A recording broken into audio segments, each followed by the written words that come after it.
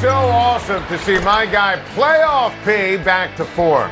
Way too often over the last few years, Paul George, a shell of his former self, to the extent you almost needed to jog the mental Rolodex and remember why he got this deserved nickname from his greatness in Indiana in the first place. Playoff P, Paul George, carried the Clippers to a huge playoff win without the injured Kawhi Leonard, and it's all sorts of stunning. And it's amazing.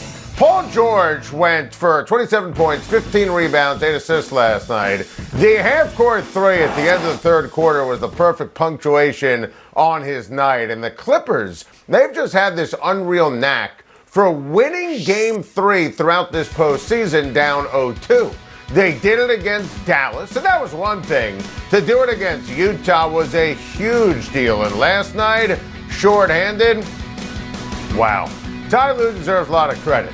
Ty Lue is a fantastic coach, and we've talked about that forever here on Time to Shine. He makes adjustments game to game, quarter to quarter, and his team responds.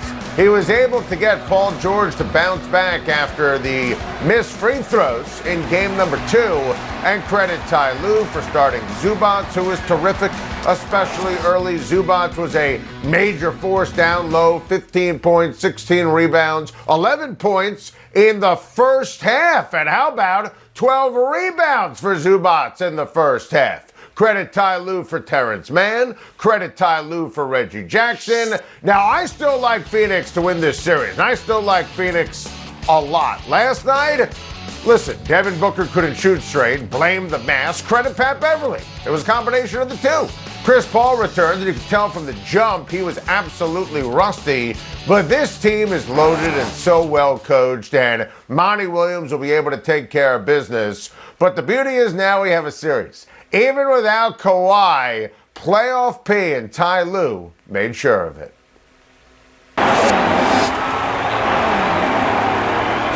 Jason Kidd as an assistant? Jason Kidd is going to show Frank Vogel his knives and say, which one would you like me to stab you with? Vogel will choose the knife. Jason Kidd will stab him. Not in the back, in the face. If the Knicks hired Jason Kidd, I was going to burn a Knicks jersey on live TV in my own home. So thank goodness that didn't happen because I don't want to get kicked out of my own house. Epic Flashback Friday, and it's funny because it's true. I hated Jason Kidd for the Lakers and when he was rumored to be in the mix for the Knicks. And I said on Time to Shine, this time around, I hated him for the Boston Celtics when that was an early rumor. And now Jason Kidd is going home to coach the Mavericks, and I hate it. I despise it. Jason Kidd is slippery, and as we said time after time on Time to Shine, he's not going to stab you in the back, he's going to stab you in the face. Also, there's also this, and it needs to be stressed. He's not a good coach. Legendary Hall of Fame ball player who obviously won a title in Dallas, but he's a subpar leader on the sideline. I mean, look at the nuggets of failure and futility here. He was bad in Brooklyn, snuck out in the middle of the night, and went off to Milwaukee. He was uninspiring there. Heck, all you need to know, he couldn't win with Giannis. And coach sock puppet Mike Budenholzer is light years better with the Bucks. Mike Budenholzer is a better coach than Jason Kidd. Now, Mark Cuban is brilliant, obviously, but this is a head scratcher. Now, for the sake of fairness, and I want to stress this, I do like bringing in Nico Harrison from Nike to the front office because the NBA is about the players, the star power, and Nico has the relationships, and he'll recruit, and players are going to be asked to be traded to Dallas. I won't be naive on that, and that's a big deal. And Nico also has a relationship with Luka Doncic, and that's not small. That's kind of everything. You know, Doncic and Rick Carlisle reportedly didn't see eye to eye. So how is he going to deal with Jason Kidd, who in prior stints didn't handle his stars well, and Jason Kidd was terrible when it came to X's and O's. I want to make sure that I'm crystal clear. I love Jason Kidd as a ball player. He was legendary. As an NBA coach, he's been terrible. He coached two talented teams and did nothing. Terrible job by the Dallas Mavericks giving him a third chance. It just feels so wrong. It It feels dirty. The Montreal Canadiens are going to the Stanley Cup final? Now understand, I give the players credit. They beat Vegas in overtime in Game 6 last night. I'm thrilled for the Canadian fans, but this was a really bad hockey team this season. They were lucky to be in the postseason, only in the postseason, with a bizarre regular season and a format in a pandemic. This was the 18th best team in the regular season. I mean, they had 59 points, worst record of any playoff team. The Rangers and the Flyers were better. Carey Price, who was terrific in the postseason, regular season, Carey Price gave up almost 3 goals a game.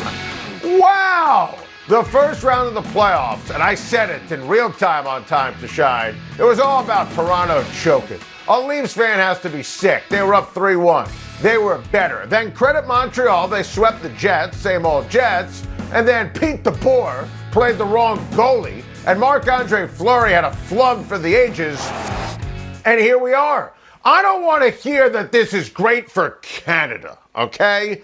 Yes, it's been a lifetime since the Stanley Cup was in Canada. But if you're an Edmonton fan or a Toronto fan, you cannot root for Montreal. That's not how it works. They are your rival. In the NBA, this would be like the Charlotte Hornets being in the NBA Finals, or in the NFL, a struggling Tua getting a spot with Miami last year in the Super Bowl. It's just ooey. Montreal only made it to the playoffs because of a scheduling quirk. This cheapens the regular season even more. I love underdog stories. You know it. It's why you love sports. I'm happy for the Canadian fans, but this is just wrong. Welcome back, Time to Shine. We're picking everything on a Friday. Tons of NBA props I love for Game 2 tonight. Let's start with my guy, Giannis Antetokounmpo. 33.5 for the points tonight. I'm going to say over for Giannis. My guy, John Collins. Huge for Atlanta. Over 26.5 points, rebounds, and assists combined. One more from that game. Drew Holiday. He's got to hit some shots. Over 1.5 threes. That's a lock to baseball. Poor Matt Harvey faces the Blue Jays tonight. Under 3.5 strikeouts. The Nationals are piping hot and face the Marlins tonight as underdogs. Give me Washington to win at plus 125. And finally, Travelers Championship on CBS this weekend. I said it earlier in the week. I'll say it again. Give me my guy, Brooks Koepka.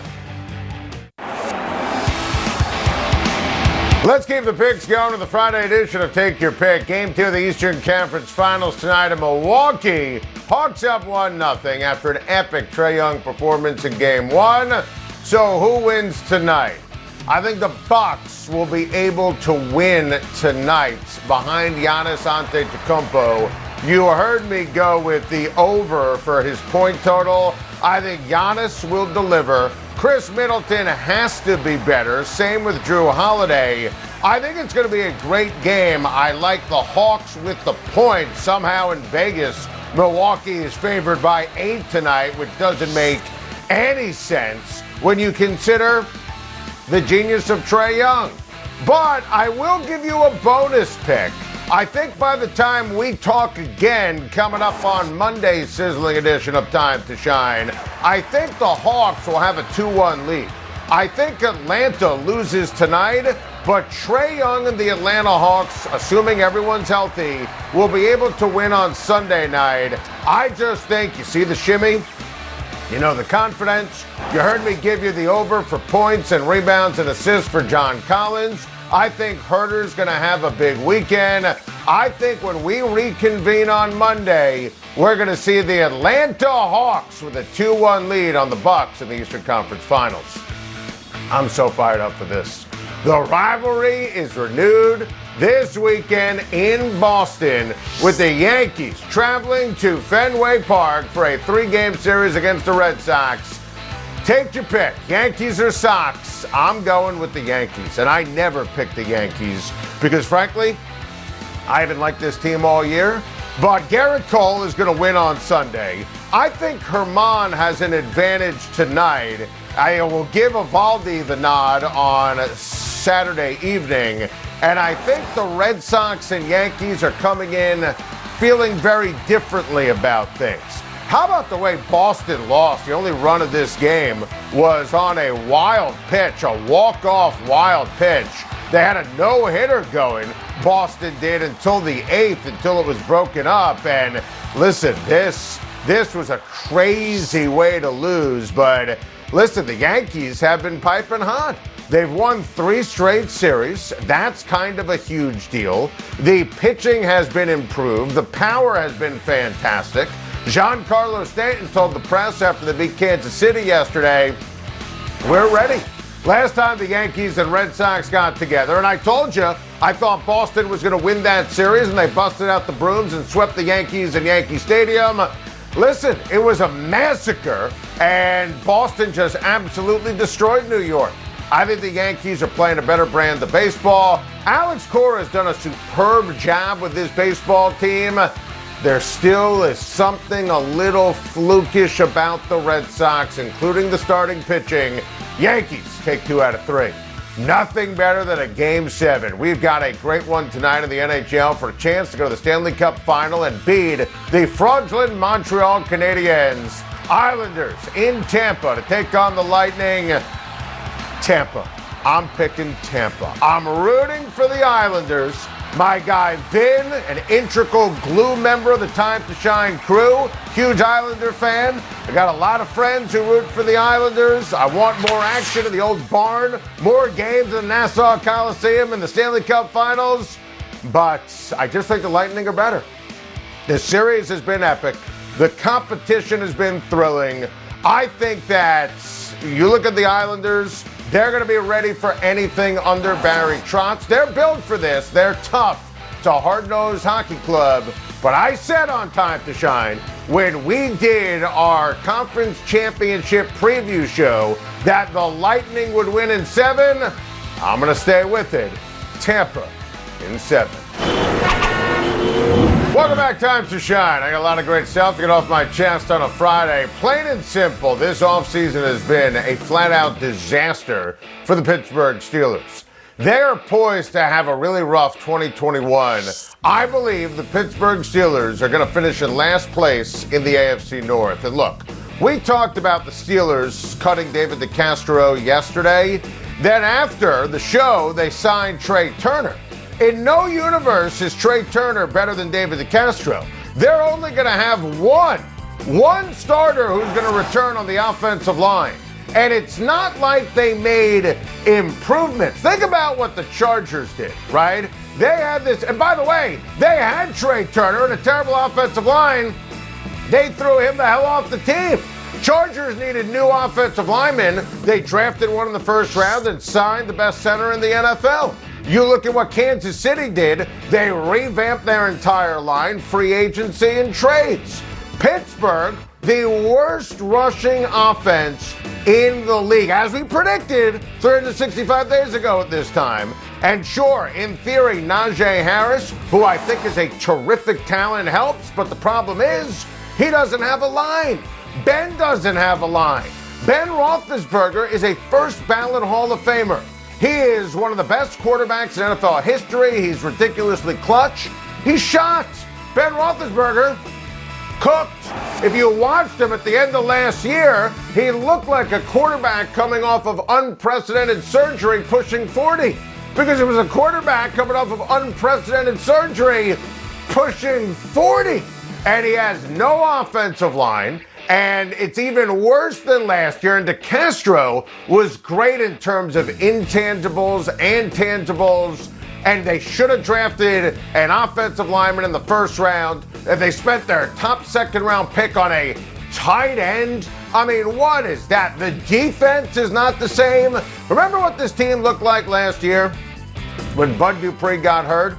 Yeah, not the same on defense. Well, now he's playing for the Tennessee Titans, okay? So the defense, which should be good with TJ Watt, not going to be great.